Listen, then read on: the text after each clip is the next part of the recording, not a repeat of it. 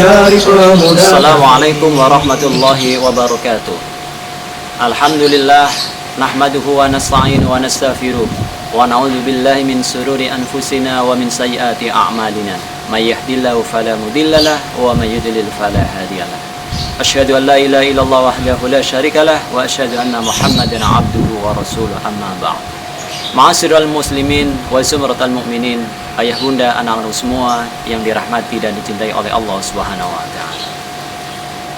Para alim ulama termasuk Al-Imam Al-Ghazali membagi tingkatan puasa manusia menjadi 3 bagian. Tingkatan puasa yang pertama adalah puasa awam. Apa sih puasa awam? Puasa awam adalah puasanya orang yang hanya menahan perutnya dan kemaluannya dari hal-hal yang membatalkan puasa, seperti makan dan minum.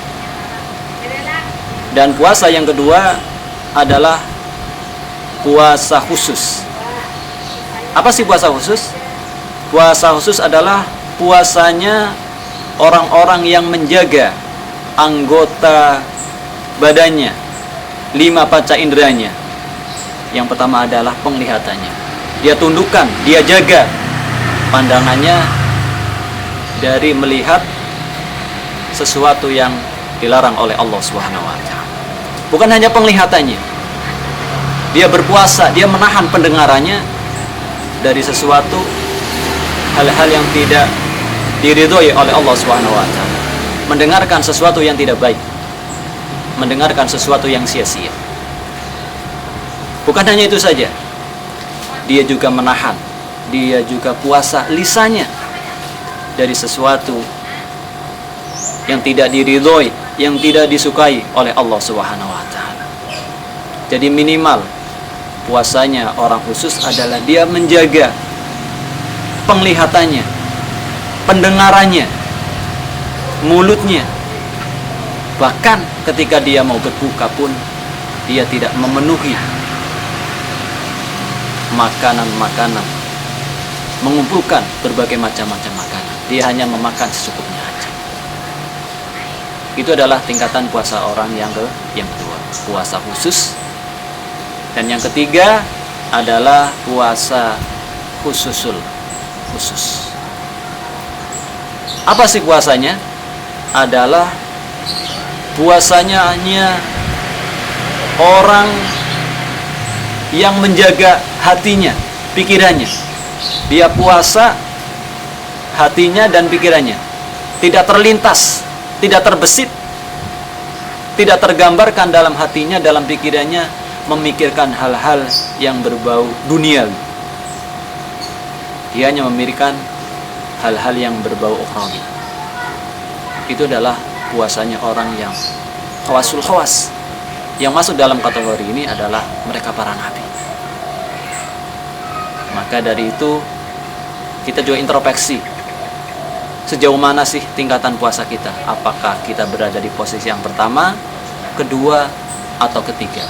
Tapi minimal seenggak-enggaknya puasa kita berada di posisi yang kedua dan masuk melatih kepada puasa masuk tingkatan kedua, yaitu puasanya para nabi. Cukup.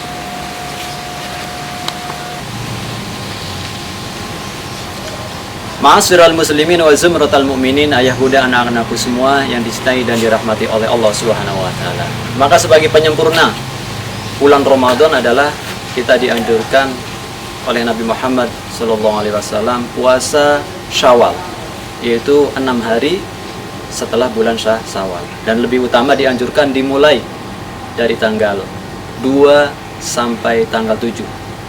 Dan dianjurkan juga dilakukan secara berturut-turut, walaupun dibolehkan diselang-seling atau bersama dengan puasa Senin dan Kamis. Yang penting masih berada di bulan Syawal. Kenapa? Ini sesuai dengan hadis Nabi, man shoma ramadhana summa atba'u sittan min Syawal kana kasiyami dahri. Barang siapa yang melaksanakan bulan puasa, melaksanakan puasa Ramadan, kemudian dilanjutkan 6 hari setelah bulan Syawal, maka dia dianggap seperti puasa sepanjang masa atau puasa selama setahun. Kenapa? Karena kalkulasinya dalam 1 tahun kurang lebih ada 360 hari. Maka posisi puasa 1 bulan itu setara sejajar dengan 300 hari, dan puasa 6 hari setelah bulan Syawal sejajar atau sama dengan 60 hari. Maka pas menjadi 360 hari. Dan mudah-mudahan kita semua, anak-anakku semua, bisa melaksanakan puasa Syawal ini sebagai bentuk kecintaan kita kepada Allah, kepada Nabi Muhammad SAW. Mungkin ini yang dapat kami sampaikan. Mudah-mudahan kultum yang singkat ini bermanfaat untuk diri saya secara pribadi dan para jamaah anak-anakku semua pada umumnya. Waqad jali jarahi syaifun bur'un wala burfun lima jarahan lisan. Kalau pedang lukai tubuh masih kan ada harapan sembuh. Tapi kalau lidah lisan lukai hati, kemana obat tidak dicari. Burung irian, burung cendrawasih. Cukup sekian dan terima kasih. Assalamualaikum warahmatullahi wabarakatuh.